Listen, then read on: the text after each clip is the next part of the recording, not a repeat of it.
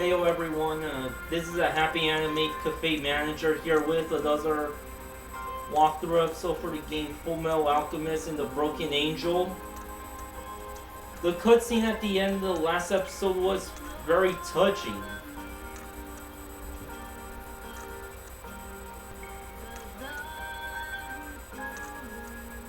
Not very many video games with with a plot like that had me nearly in tears. I was probably around 15 or 16 when I played the game.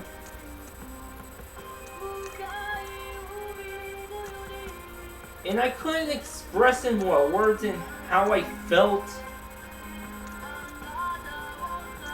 in the end of that game.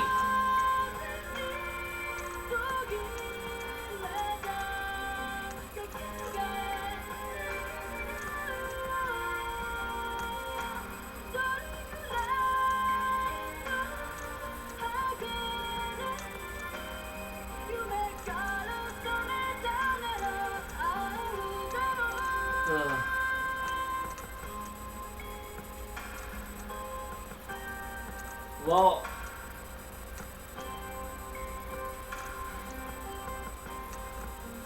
I was expecting kind of a different ending when if I were to beat both Armstrong and Mustang. But the ending doesn't change for either of them.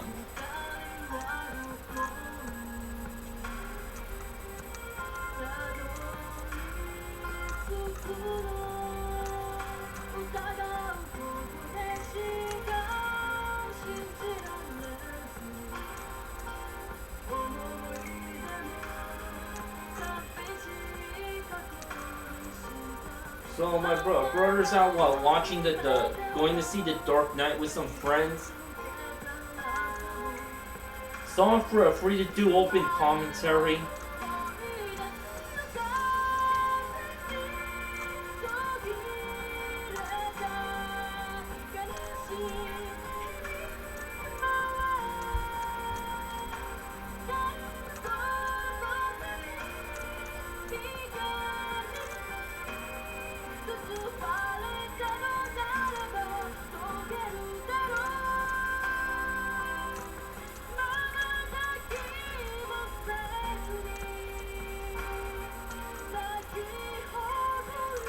Trying to think of something to add to the commentary, but nothing's come to my mind so far. But probably when I end the project, I'm gonna end up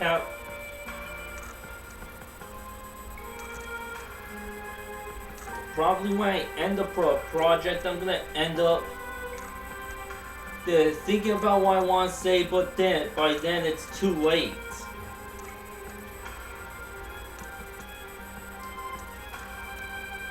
And here are my thoughts about this game.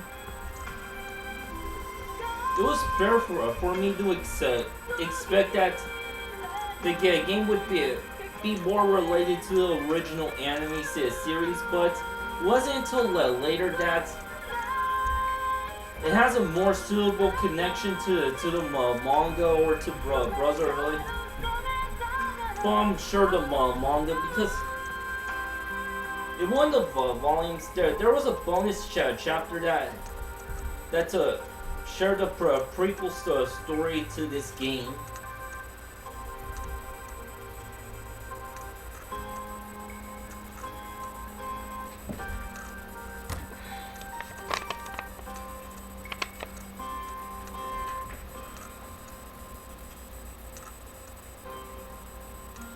Yay, everybody applaud it.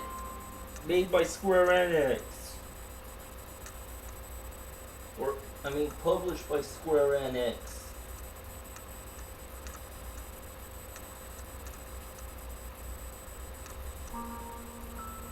The next part is interesting. I have been conducting an inside probe into the recent string of incidents which started with the devastation of the Old Town Police Guard. I assumed the role of secretary to Professor Wilhelm Eselstein. who was considered a key participant in these events. The following is my report. A key factor in this incident was a material known as the Philosopher's Catalyst. Professor Azelstein, a leading authority on catalytics, had been conducting research on this fabled substance. If completed, this material would supposedly have had alchemy-amplifying characteristics, similar to the mythical Philosopher's Stone. We found out that Professor Azelstein and his assistant Greta Riddell had been calling on hordes of alchemists to come to the town of Heesgard. We suspect that their plan was to use these alchemists in the completion of the Philosopher's Catalyst. We also discovered that the chimeras infesting Heesgard were originally created in New Heesgard Castle's underground laboratory. This also seemed to tie into Azelstein's plan. As director of the region, Brigadier Moody Nemda was well aware of the activities perpetrated by the Professor and Riddell. Nemda opted not to enforce the law and neglected his reporting duties to Central. In fact, Nemda had struck a deal for the secret development of combat chimeras in exchange for acquiescence of the Professor and Riddell's illegal activities. However, the central figure in the chimera development was not the Professor himself, but Riddell. Riddell was the one who initially contacted the Professor regarding the creation of combat chimeras. She was also responsible for arranging the relationship between the Professor and Nemda. We highly suspect that Riddell took the leading role in Heesgard's destruction and unleashed the chimeras in the Old City. The mayhem, a direct result of Riddell's desire to obtain the Philosopher's Catalyst, came to an end when Professor Azelstein sacrificed his life to keep the catalyst from going out of control, leading to the disappearance of the New Heesgard Alchemy Works. Therefore, we have every reason to believe that Greta Riddell was the real mastermind behind this incident, and that both Professor Azelstein and Brigadier Nemda were merely pawns. Disciplinary actions against the persons involved are as follows. Colonel Jens Breslau, currently undergoing rehabilitation in the military hospital. Although Breslau's involvement in the incident remains a question mark, there is no doubt of a link to both Riddell and Nemda. He will most likely be questioned before being sent to trial in front of the military court. Incidentally, the ex-military policeman who conducted the recent train hijack has regained consciousness and testified that Jens Breslau's job was to bring alchemists to Heesgard. We are currently investigating the authenticity of his testimony. Brigadier Moody Nemda, now serving time in military prison. Considering his position as a high-ranking military officer, Nemda's blatant misuse of military arms and troops is a serious crime. In addition, evidence indicates that he was plotting an insurgence against Central. Nemda has already been sentenced to 145 years in prison, but if further accusations are pursued, an additional 200 years may be added to his sentence. Greta Riddell, missing. Although regarded as the mastermind behind the incident, Riddell's identity and background remain a complete mystery. However, investigation regarding her alias of Camilla has turned up some interesting facts in Central's archives.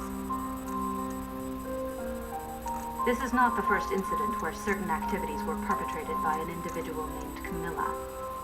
In past reports, there are multiple instances of this individual, sometimes as a suspect, other times as a collaborator to the military. However, the oldest of these reports dates back to over 60 years ago. Although the records have many similarities, it would be unrealistic to regard these instances as pertaining to the same individual. Regretfully, Riddell has not been detained.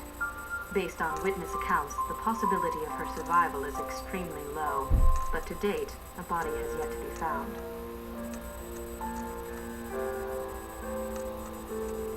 Professor Wilhelm Azelstein, missing.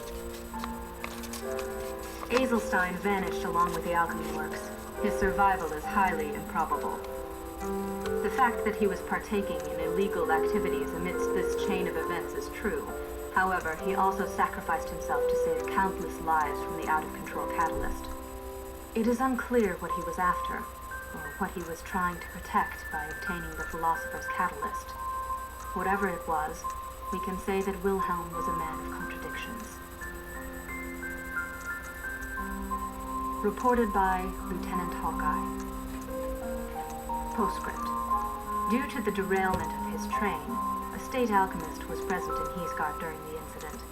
No evidence of his direct involvement has been found.